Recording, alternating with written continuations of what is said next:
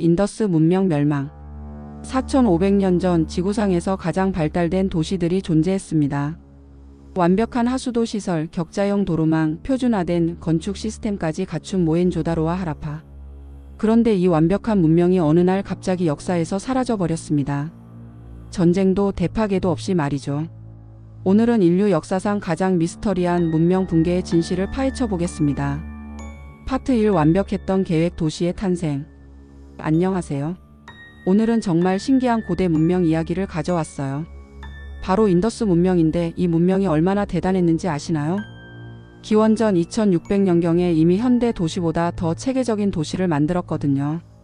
인더스 문명의 영역은 정말 광대했어요. 현재의 파키스탄과 인도 서북부 그리고 아프가니스탄 일부까지 포함해서 약 130만 제곱킬로미터나 됐어요. 이건 이집트나 메소포타미아 문명보다 훨씬 큰 규모였죠. 가장 놀라운 건 도시 계획이었어요. 모헨조다로를 보면 정말 깜짝 놀라실 거예요. 도로가 격자형으로 완벽하게 배치되어 있고 메인 도로 폭이 10m나 돼요. 지금의 도시 계획과 똑같죠. 4500년 전에 이런 걸 만들었다니 정말 믿어지지 않아요. 건물들도 표준화되어 있었어요. 벽돌 크기가 모두 똑같았고 비율도 421로 통일되어 있었어요. 마치 현대의 건축 규격 같았죠. 이런 표준화는 강력한 중앙 정부가 있었다는 증거예요. 인구도 엄청났어요. 모헨조다로 한 도시만 해도 4만 명 정도가 살았을 것으로 추정돼요. 당시로서는 상상할 수 없는 대도시였죠.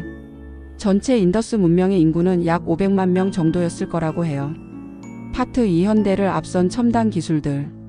인더스 문명의 기술력은 정말 경이로워요.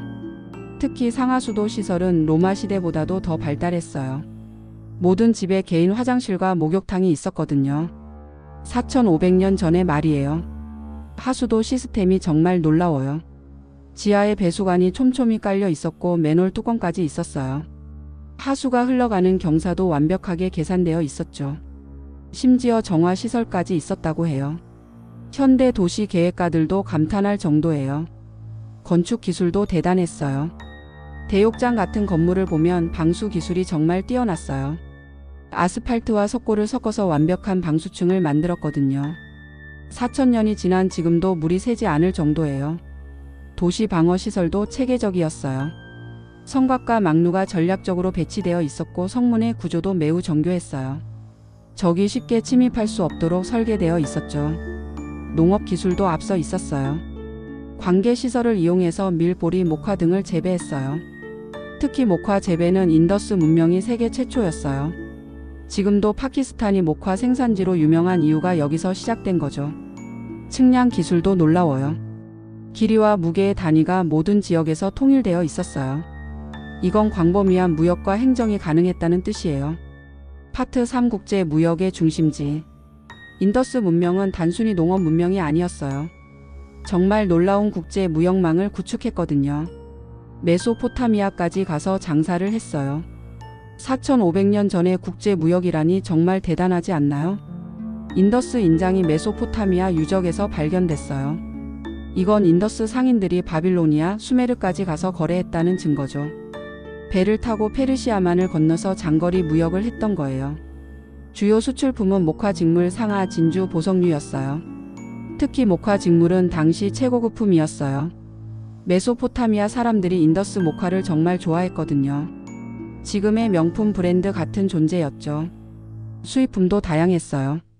아프가니스탄에서 청금석을, 이란에서 은을, 중앙아시아에서 주석을 가져왔어요. 이런 원거리 무역이 가능했다는 건 정말 대단한 조직력이 있었다는 뜻이에요. 항구 도시인 로타를 보면 더 놀라워요. 세계 최초의 조선소가 있었어요. 배를 만들고 수리하는 시설이 완벽하게 갖춰져 있었죠. 조수간만의 차이를 이용한 도크 시설도 있었어요. 무역로도 체계적이었어요. 육로와 해로가 모두 발달해 있었고 중간중간 교역소들이 있었어요. 현재의 물류 시스템과 비슷했죠. 정말 놀라운 문명이었어요. 파트 4 갑작스러운 쇠퇴의 시작. 하지만 이렇게 완벽했던 문명에 이상한 일이 일어나기 시작했어요. 기원전 2000년경부터 변화의 징후가 나타났어요.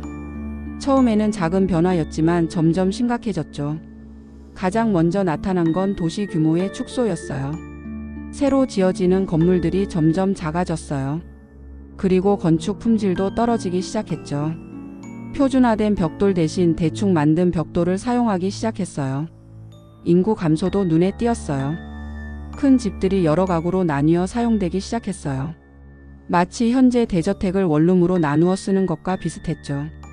경제적 여유가 없어진 거예요. 무역량도 급격히 줄어들었어요. 메소포타미아에서 발견되는 인더스 유물이 현저히 감소했어요. 국제 무역망이 무너지기 시작한 거죠. 이건 정말 심각한 신호였어요. 도시 유지 관리도 제대로 되지 않았어요. 그 완벽했던 하수도 시설이 막히기 시작했고 쓰레기가 거리에 쌓이기 시작했어요. 도시의 위생 상태가 급격히 악화됐죠. 농업 생산량도 줄어들었어요. 곡물 저장고의 크기가 점점 작아졌고 농기구의 품질도 떨어졌어요. 문명의 기반이었던 농업이 흔들리기 시작한 거예요. 대체 무슨 일이 일어난 걸까요? 파트 5 기후 대재앙 가설. 인더스 문명 멸망의 가장 유력한 원인 중 하나는 바로 기후 변화예요. 기원전 2000년경부터 남아시아 전체에 심각한 기후 변화가 일어났거든요. 이건 단순한 가뭄이 아니라 기후 시스템 자체가 바뀐 거였어요. 몬순 강우 패턴이 완전히 바뀌었어요. 인더스 강 유역은 몬순에 의존하는 지역인데 비가 오는 시기와 양이 크게 달라졌어요. 농업에 치명적인 타격이었죠. 더 심각한 건 사라스와티 강이 소멸이었어요. 인더스 문명의 또 다른 젖줄이었던 이 강이 완전히 말라버린 거예요. 위성 사진으로 보면 지금도 옛 강바닥이 보여요. 정말 거대한 강이었는데 완전히 사라진 거죠. 과학자들이 토양 샘플을 분석해보니 이 시기에 정말 극심한 건조화가 일어났다는 증거가 나왔어요. 강수량이 평소의 절반 이하로 줄어들었던 거예요. 이런 상황이 수백 년간 계속됐어요.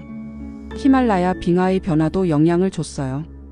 기온 상승으로 빙하가 빠르게 녹으면서 처음에는 홍수가, 나중에는 극심한 가뭄이 찾아왔어요. 강의 유량이 불안정해진 거죠.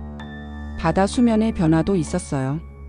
인더스 강 하구의 지형이 바뀌면서 항구 도시들이 기능을 잃었어요.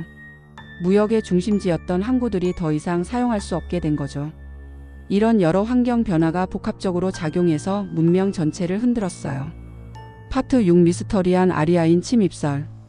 또 다른 유력한 가설은 아리아인의 침입이에요.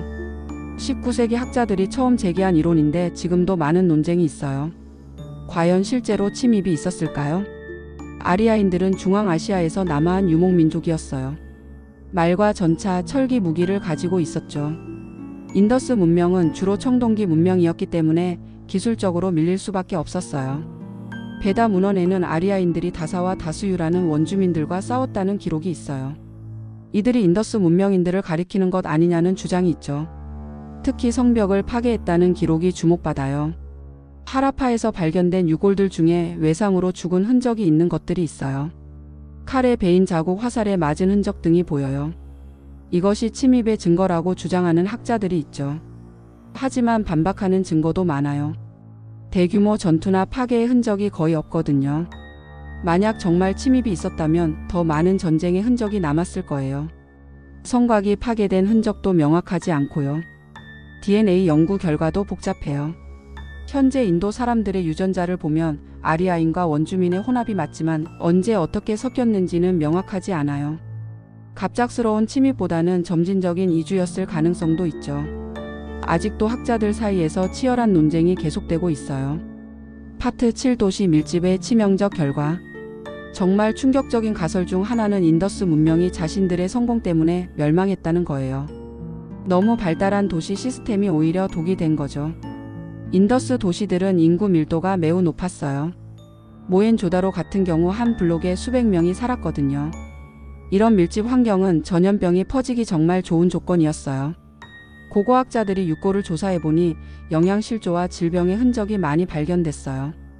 특히 말라리아, 콜레라 같은 수인성 질병의 흔적이 있었어요. 그 완벽했던 하수도 시설이 오히려 병균의 온상이 됐을 수도 있어요.